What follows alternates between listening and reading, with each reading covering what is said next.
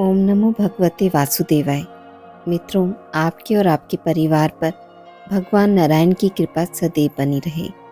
आज हम भगवान श्री हनुमान की दो कथाओं का श्रवण करेंगे। पहली कथा अनुसार प्राचीन समय की बात है।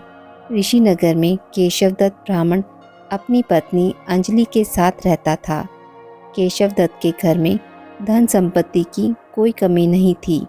नगर में सभी केशवदत्त का सम्मान करते थे, लेकिन केशवदत्त संतान नहीं होने से बहुत चिंतित रहता था। दोनों पति पत्नी मंगलवार को हनुमान जी की पूजा करते थे। विधिवत मंगलवार का व्रत करते हुए कई वर्ष बीत गए। ब्राह्मण बहुत निराश हो गया, लेकिन उसने व्रत करना नहीं छोड़ा। कुछ दिनों के बाद केशवदत्त हनुमान जी की पूजा करने के लिए जंगल में चला गया। उसकी पत्नी अंजलि घर में रहकर मंगलवार का व्रत करने लगी। दोनों पति पत्नी पुत्र प्राप्ति के लिए मंगलवार का विधिवत व्रत करने लगे। अंजलि ने अगले मंगलवार को व्रत किया, लेकिन किसी कारणवश उस दिन अंजलि हनुमान जी को भोग नहीं लगा सकी और उस दिन वह सूर्यास्त के बाद भूखी ही सो गई। अगले मंगलवार को हनुमान जी को भोग लगाए बिना उसने भोजन नहीं करने का प्रण किया। 6 दिन तक अंजलि भूखी प्यासी रही।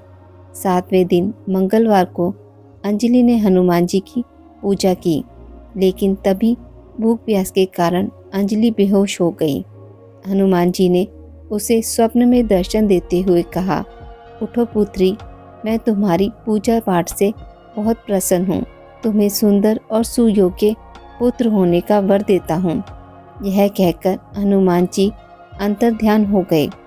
तत्काल अंजलि ने उठकर हनुमान जी का भोग लगाया और स्वयं भोजन किया। हनुमान जी की अनुकंपा से अंजलि ने एक सुंदर पुत्र को जन्म दिया। मंगलवार को जन्म लेने के कारण उस बच्चे का नाम मंगल प्रसाद रखा गया। कुछ दिनों बाद अंजलि का पति केशवदत्त भी घर लौट आया। उसने मंगल को देखा तो अंजलि से पूछा, यह सुंदर बच्चा किसका है? अंजलि ने खुश होते हुए हनुमान जी के दर्शन देने और पुत्र प्राप्त होने का वरदान देने की सारी कथा सुना दी, लेकिन केशवदत्त को उसकी बातों पर विश्वास नहीं हुआ। उसके मन में पता नहीं कैसे यह कुत्सित विचार आया कि अंजलि ने उसके साथ विश्वासघात किया है। अपने पापों को छिपाने के लिए अंजलि झूठ बोल रही है। केशवदत्त ने उस बच्चे को मार डालने की योजना बनाई। एक दिन केशवदत्त स्नान के लिए कुएं पर गया। मंगल भी उसके साथ था। केशवदत्त ने मौका देखकर मंगल को कुएं में फेंक दिया और घर आकर बहाना बना दिया कि मंगल तो कुएं पर मेरे पास पहुंचा ही नहीं। केशवदत्त के इतने कहने के ठीक बाद मंगल दौड़ता हुआ घर लौट आया। केशवदत्त मंगल को देखकर बुरी तरह हैरान हो उठा। उसी रात हनुमान जी ने केशवदत्त को स्वप्न में दर्शन देते हुए कहा, तुम दोनों के मंगलवार व्रत करने से प्रसन्न होकर पुत्र जन्म का वर मैंने दिया था, फिर तुम अपनी पत्नी पर शक क्यों करते हो? उसी समय केशवदत्त ने अंजलि को जाकर उसे क्षमा मांगते हुए स्वप्न में हनुमान जी के दर्शन देने की सारी कहानी कह सुनाई। केशवदत्त ने अपने बेटे को हृदय से लगाकर बहुत प्यार किया। उस दिन के बाद सभी आनंद पूर्वक रहने लगे। मंगलवार का विधिवत व्रत करने से केशवदत्त और उनके सभी कष्ट दूर हो गए। इस तरह जो स्त्री पुरुष विधिवत मंगलवार का व्रत करके व्रत कथा सुनते हैं, हनुमान जी उनके सभी कष्ट दूर करके घर में धन संपत्ति का भंडार भर देते हैं। शरीर के सभी रक्त विकारों के रोग भी नष्ट हो जाते हैं। दूसरी कथा अनुसार एक नगर में एक बुढ़िया माई रहती थी। बुढ़िया माई हनुमान जी की पूजा किया करती थी। वह नियम से हनुमान जी की पूजा करती थी और हर मंगलवार को हनुमान जी का व्रत रखती थी। मीठा और पकवान बनाकर हनुमान जी को भोग लगाती थी। वो ना तो मंगलवार को मिट्टी खोदती थी और ना घर को लीपती थी।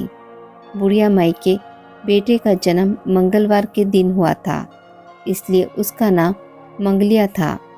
एक दिन हनुमान जी बुढ़िया माई की परीक्षा लेने के लिए मंगलवार के दिन एक साधु का भेष बनाकर बुढ़िया माई के घर आए और बोले कि है कोई हनुमान जी का भक्त जो मेरी इच्छा पूरी कर दे। साधु की आवाज़ सुनकर बुढ़िया माई बाहर आई और बोली कि हे महात्मा जी, आपको क्या चाहिए। साधु रूपी महात्मा जी बोले, मैं भूखा हूँ, भोजन बनाऊंगा, तुम अपना चूल्हा और आंगन लीप कर मुझे दे दो। बुढ़िया माई ने हाथ जोड़े और बोली, महाराज, मिट्टी खोदने और आंगन लीपने के अलावा आज आप जो भी आज्ञा देंगे वो मैं अवश्य मानूंगी। साधु रूपी हनुमान जी बोले कि आप पहले मुझे वचन दो कि मैं जो कहूँगा तुम वो ही करोगी। बुढ़िया माई ने वचन दे दिया।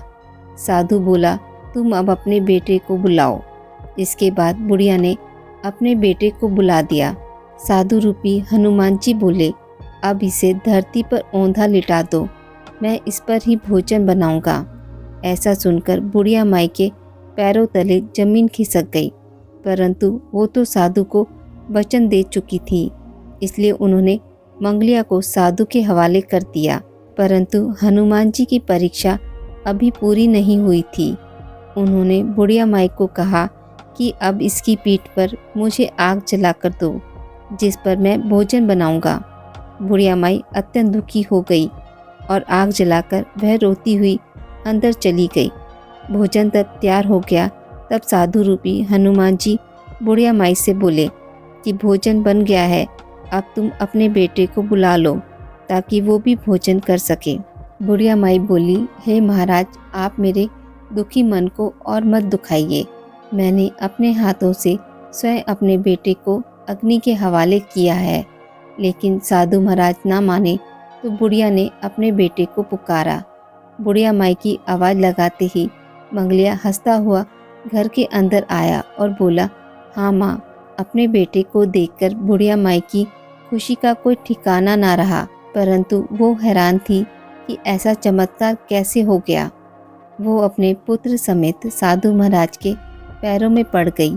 हनुमान जी ने उसे अपने दर्शन दिए और उसे सर्व सुख का आशीर्वाद दिया तथा अंतर्ध्यान हो गए।